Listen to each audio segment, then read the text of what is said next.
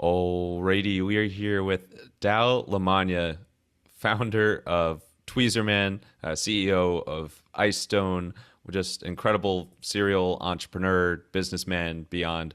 Dal, so excited to speak with you today. How you doing? How are you doing? I just combined it with thanks for joining. How are you doing? And thank you for joining. Yeah, exactly. Yeah, doing well. Anxious to help anybody out there who wants to avoid the corporate society of working for companies that don't care about you, doing it on their own. Yeah, it's a crazy world.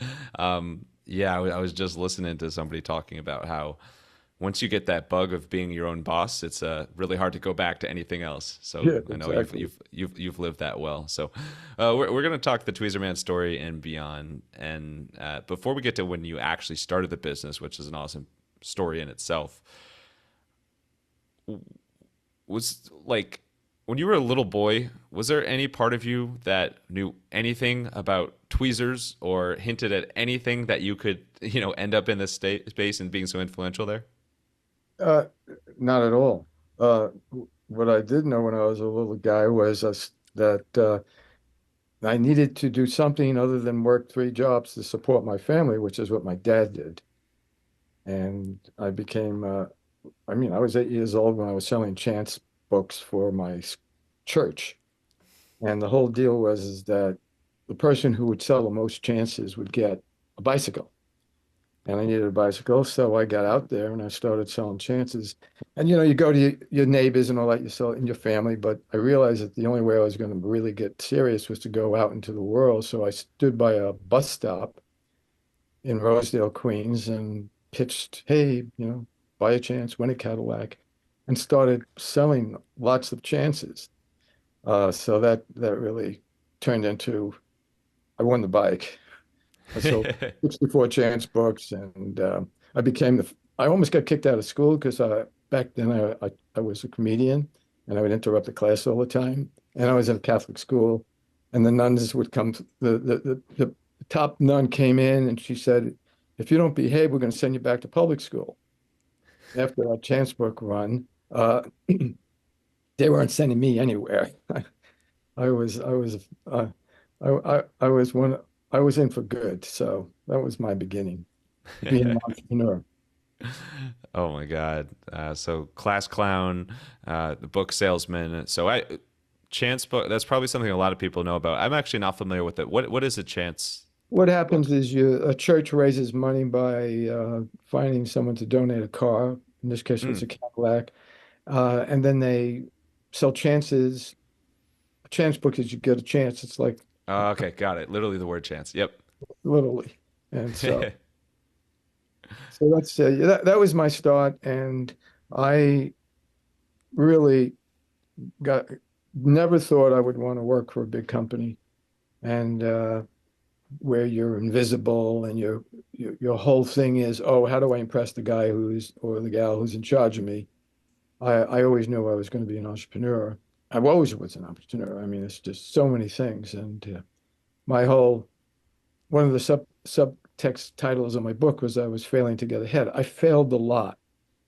When I was 32 years old, I was $150,000 in debt. I had an MBA from Harvard Business School and no job, and didn't want a job actually, and just was out there trying things. A lot of failures. We can get into that.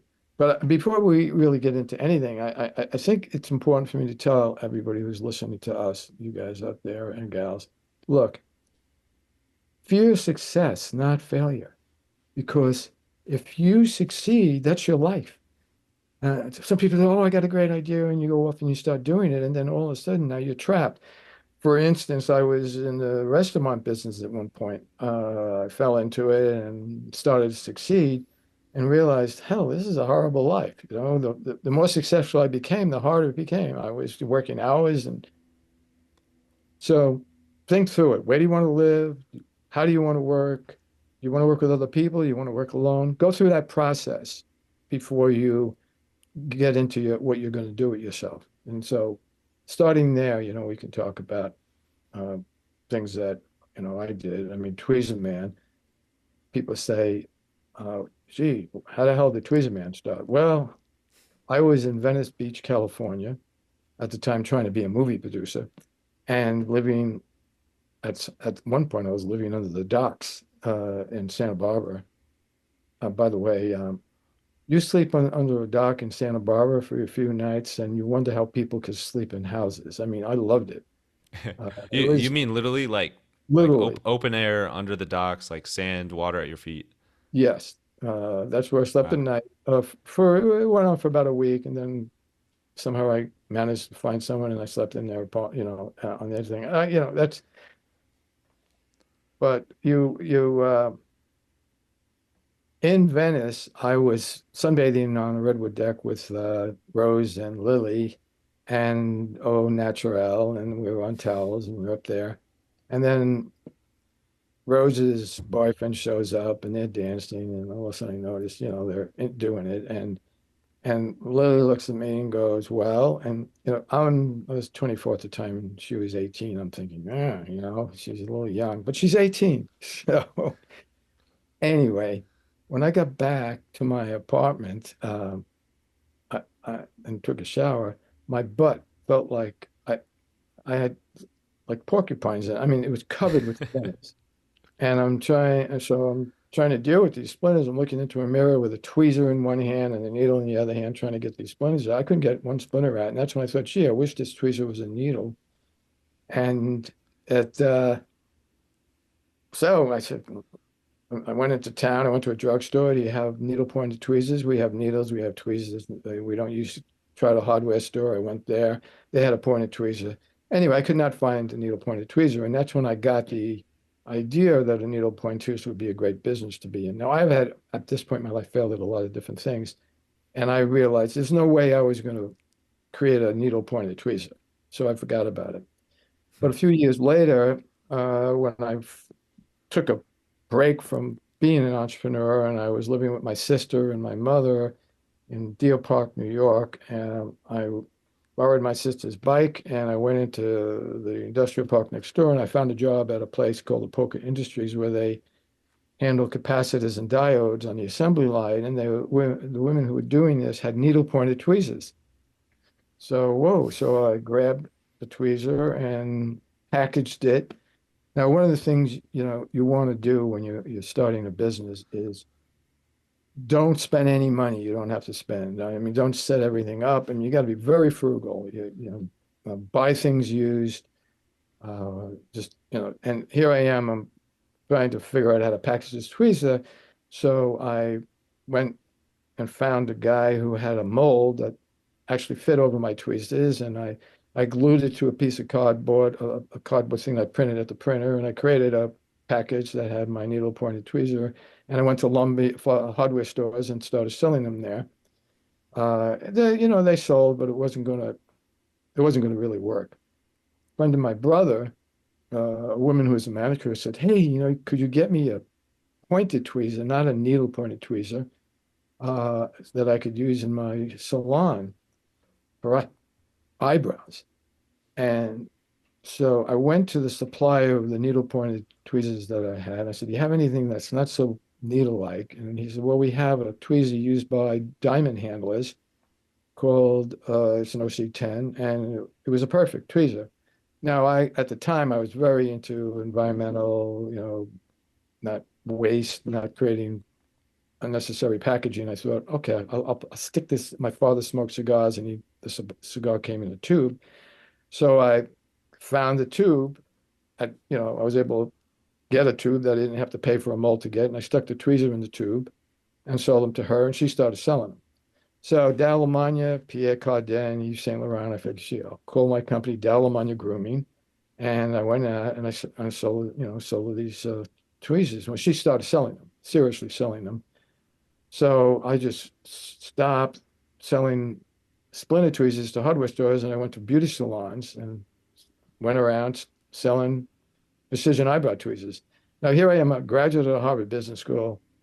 I don't walk into a salon and introduce myself or do anything. I just go, "Hey, I got this great tweezer. You want to see it? You're interested?" And whoever was there would look at it and try and say, "Yeah, I'll buy it." And I started selling.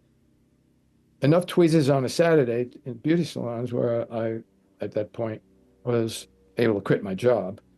First, I went to the people at the company and said, "Hey, I got this great idea. You want to do it? And I can do it, and you guys can work with me." No, we don't want to do it. We're not interested. We're not in that business. So I quit and went around selling tweezers.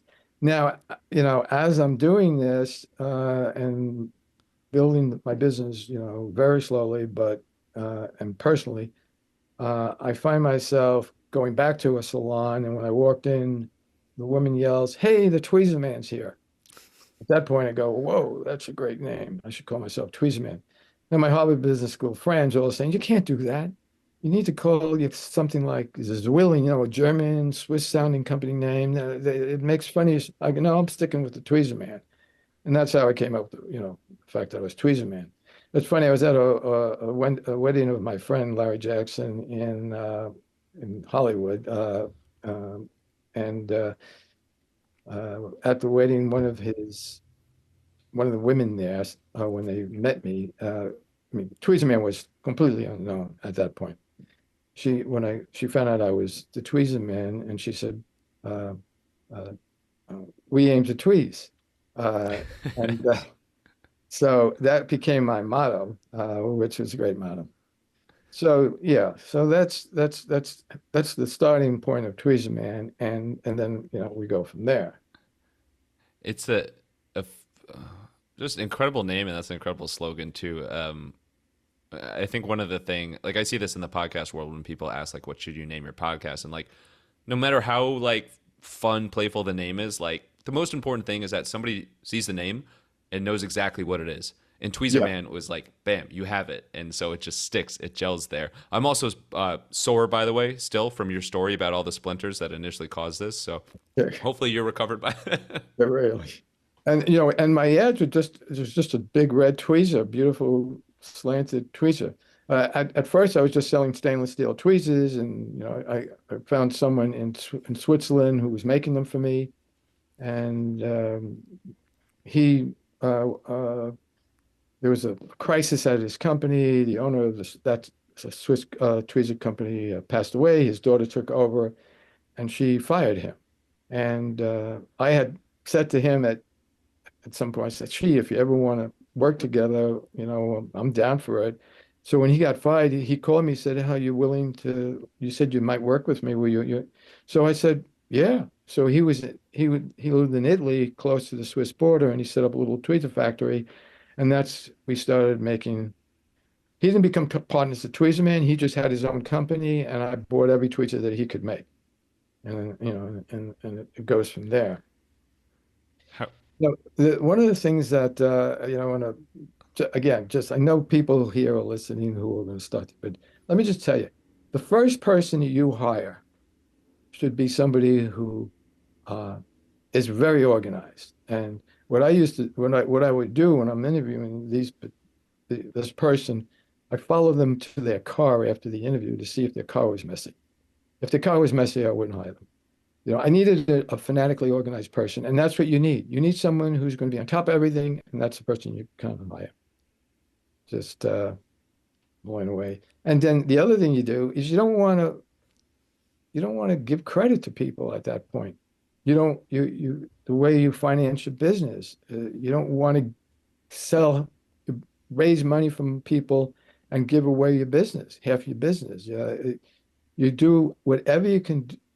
You get money. You borrow money from friends. I borrowed money from family.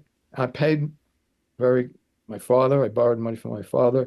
You got to make sure you pay the interest on the monthly interest. That's the way it was set up for me. I paid the interest every month, and sometimes I borrowed more money to pay the interest, but that's how I financed the business. Now, I was very confident that this was all going to work, and it went very slowly. You grow. Once I figured out how to do something, I would hire someone else to do it, like going around to beauty salons. I mean, that I can't do that and run a business. So I found this guy who was sharpening scissors for people in beauty salons, and his name was Sharp George. And I had him represent Tweezerman. So he was the one who now went around and sold tweezers one at a time to beauty salons. And I started working on other things, like packaging the tweezers, putting them in the counter display, and then going to pharmacies and putting them in pharmacies and having them sell it. And even there, once I figured that out, how to do that, then I hired someone, a sales rep, to go and set up pharmacies. Your you, your process is you're constantly figuring out how to do something and replacing yourself with another person to do it. Uh, I also, in terms of understanding how you run a business, you want to think of your business as an equilateral triangle. There are three equal sides to your business. You make a product, that's production. You sell it, that's the other side, and then you run your business. Now, the thing about an equilateral triangle is at any given moment, the both sides are in touch with each other. So I would fully concentrate on sales, for instance, for 4 months out of the year. Then I'd switch first 4 months of the year, and it was marketing time and it was time when there were trade shows in the beauty industry. Then I'd move to production and I would be out visiting factories out there developing the product. And then the third part of the year, 4 months, I would be working on like things like computers and setting up run operations. And then as I grew, I replaced myself on each side. So I had a CFO who handled all the operational sides of things, and I had a director of sales to do the sales, and then I had a person who handled all production. In my case, production was we packaged everything. We bought the tweezers, and I moved from tweezers to all these other kind of grooming tools, uh, and uh, and and so that's how you growing. You keep on constantly replacing yourself. It's really important. Also, you want to make your employees, you give them a stake in the business. My employees as a group own 20% of the business. When I sold Tweezerman, by the way, I started it with $500. When I sold it for $57 million, 20 years, 25 years later, my employees got about $14 million as a group. And they didn't lose their job. I mean, I remember the janitor who barely spoke English, when we gave him what his share of the capital gains was a year's salary, he thought we were firing him, and he was going, "Oh, did I lose my job?" No, no, you still have your job. Don't worry. So I just took you from selling tweezers in the streets to having a $30 million company, which I made $57 million on.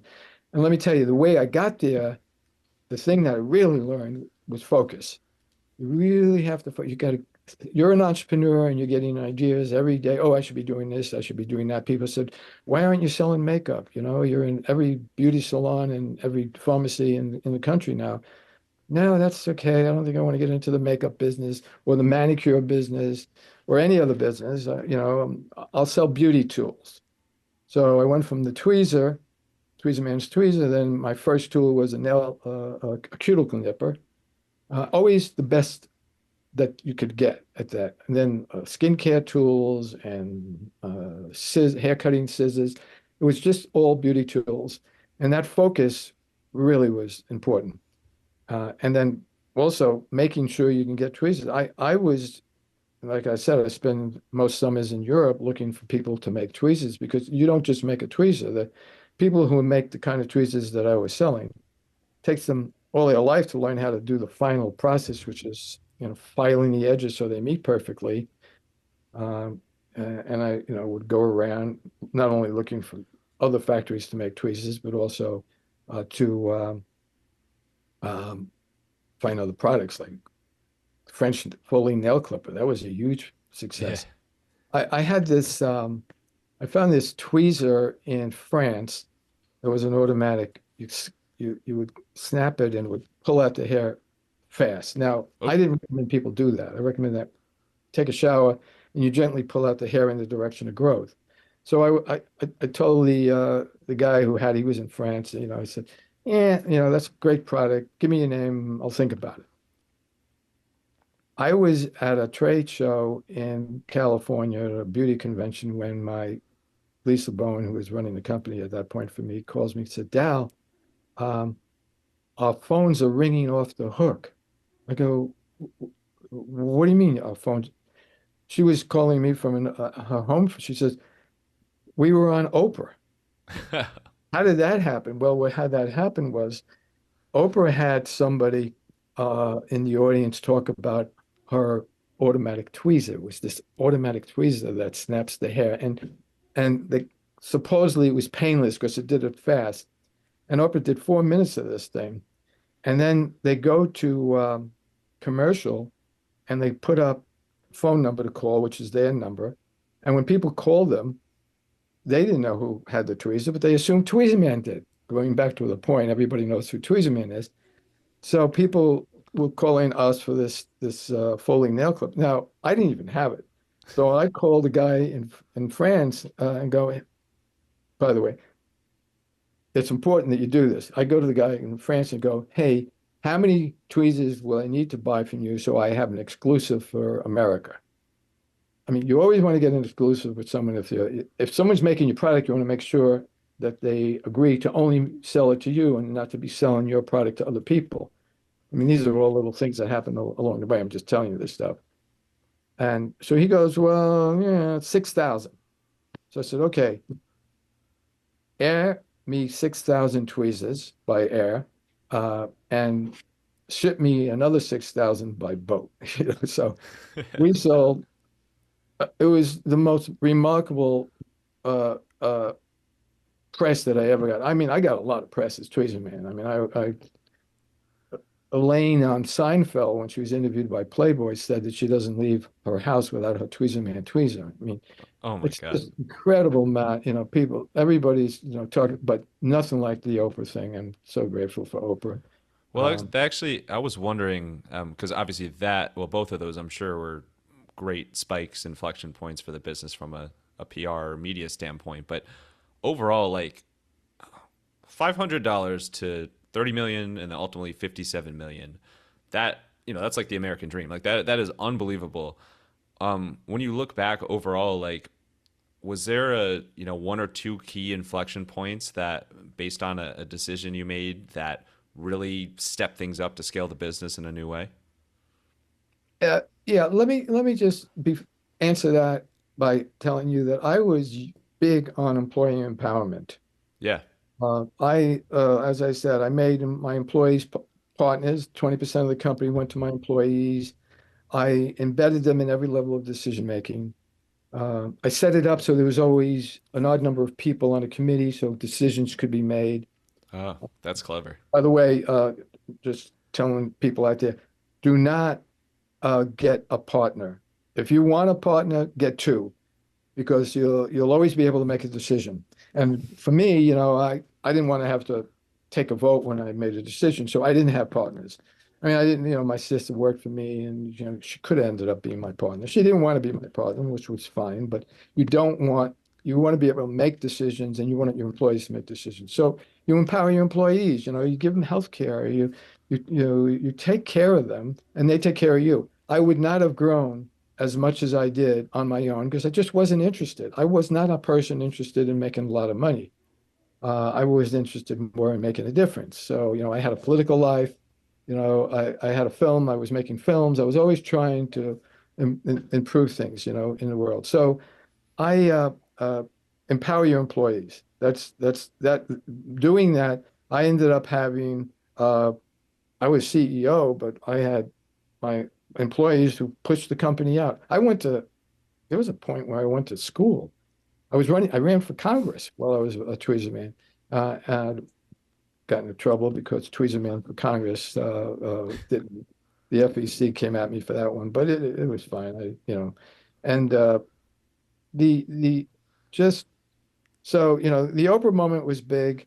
The other thing that was really big was when what happened was I had grown to the point where I was doing about $8 million, and it we were I don't know where we were at, but anyway, the thing is 9/11 happened, and I was at that time I was at the Kennedy School of after having failed to run for Congress and win. I went to the Kennedy School to maybe become secretary of this or secretary of that, still owning Tweezerman when 9/11 happened.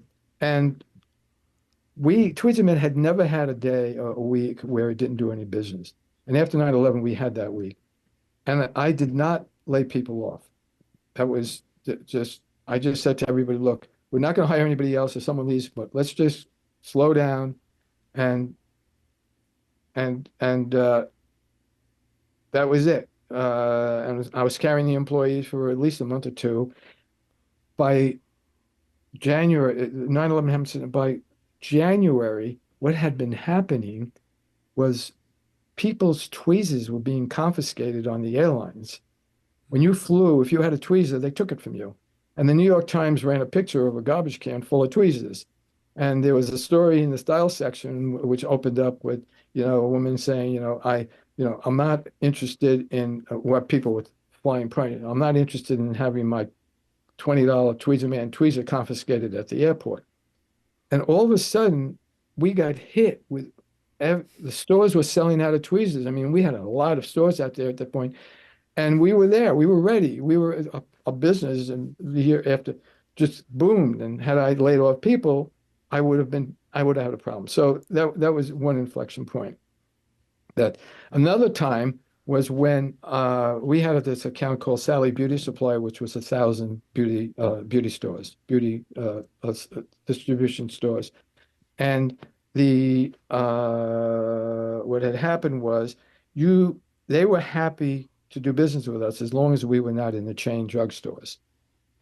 So how did we get into the chain drugstores? Because that's very big business. What we did was we created Tweezerman Limited. That was the line for the drugstores. Tweezerman Professional was for the Sally Beauty Supply and for the beauty business. And Tweezerman Deluxe was for department stores. Now, some people who get to that point when they start moving into other markets, they create another name, which I didn't think was very smart. You got one brand as Tweezerman, you just do it this way. So Tweezerman, what had happened was we get a call. Now I'm at the Kennedy School. I get a call from my director of marketing. He says, "We got a problem. CVS is going to discount Tweezerman, heavily discount Tweezerman, and they gave us notice. And Sally Beauty Supply basically notified us that if that happens, we're losing the account. That means we're going to lose 1,000 locations." So I call my friend Clark McFadden, who is a big time lawyer, and go, "Clark, what do I do? I mean, is there something I can do? I mean, because you can't operate monopolists. You can't tell people how much to sell your tweets. Well, you can, it turns out. It turns out that you could declare that you will not allow people to discount your product by a certain amount, and you won't supply. You're allowed to do that. So what I did was I notified CVS that if they discounted our product, we would discontinue selling to them. That we had a policy. I didn't notify them. I notified everybody who I did business with that we have a policy now. You can only discount Tweezerman by 10%. So CVS responds to us and the buyer says, "Oh, thank you." I go, "Thank you. What do you mean?" Because they had large margins on Tweezerman. They liked their large margins. I go, well, not Walgreens, Walmart was going to discount the product, so we had to meet the price. And now, because of what your policy is, we don't have to do this. So we basically saved the whole thing and didn't lose any business and managed to survive that crisis. So, and then from there, now we're in CVS, where there's another, I forget the other chain drugstore, Walgreens, and then we're in Sally Beauty Supply.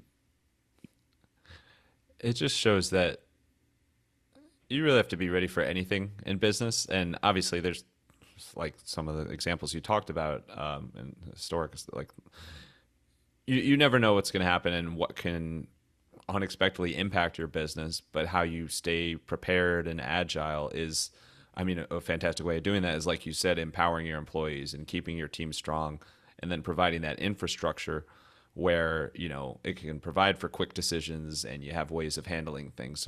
So you and team, and not an even numbered team, an odd numbered team, have done an incredible job of being ready for that.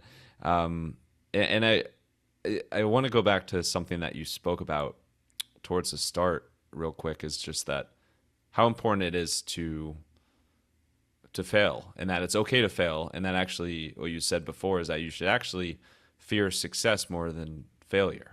Why do you say that? Well, because again, if you succeed at something and all of a sudden you have a miserable life, you're stuck in an office, you're stuck in a city because you grabbed an idea and all of a sudden you went with it. That's basically you want to think about your life, and your life is more important than your business, and you want to remember that. So it's that simple. Well, it's been an absolutely incredible journey. I know we gotta hop off soon, but I would like to wrap up with this super speedy rapid fire Q&A. So a little bit switch up, but you ready for it? A couple quick questions? And just before I go, hey, my Yeah, book, sure. Raising Yeah, we'll shout you out too. raisingeyebrows.com is my book, which tells you everything you need to know. It's all true and all the stories. Perfect. And on that note, DalLaMagna.com, is that where you want to direct people to? Yeah, or raisingeyebrows.com. Either way will get you there, and you'll see the book, and you'll be able to get the book in whatever form you want. And then if you want my own advice, if you have a book, I'll talk to you. Yeah, perfect. Awesome. So that actually segues perfectly. My first rapid fire question.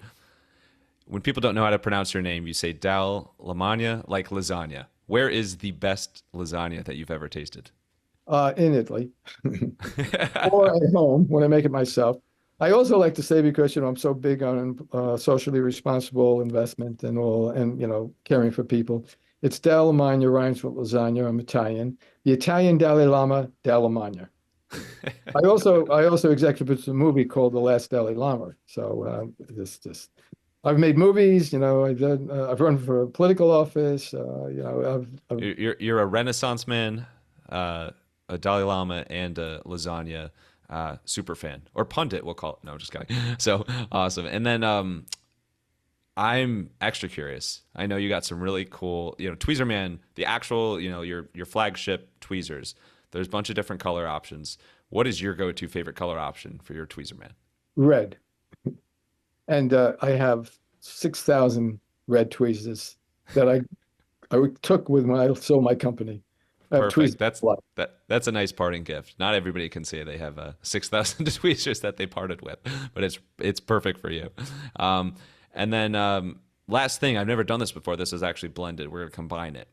Last thing, I ask guests their final thoughts, but we're gonna keep it to, like, if there's one sentence word of advice that you have for entrepreneurs out there, just advice to take home with, what would that be? Don't procrastinate. I mean, if you really want to do it, get out there and do it. And most people talk about, oh, they're going to do this. Just do it. Stop your life and do it. Perfect. Thank you so much, Dal. This has been absolutely fantastic, and lasagna to celebrate right now. No, just kidding. Exactly. Thanks. Bring on the bongos.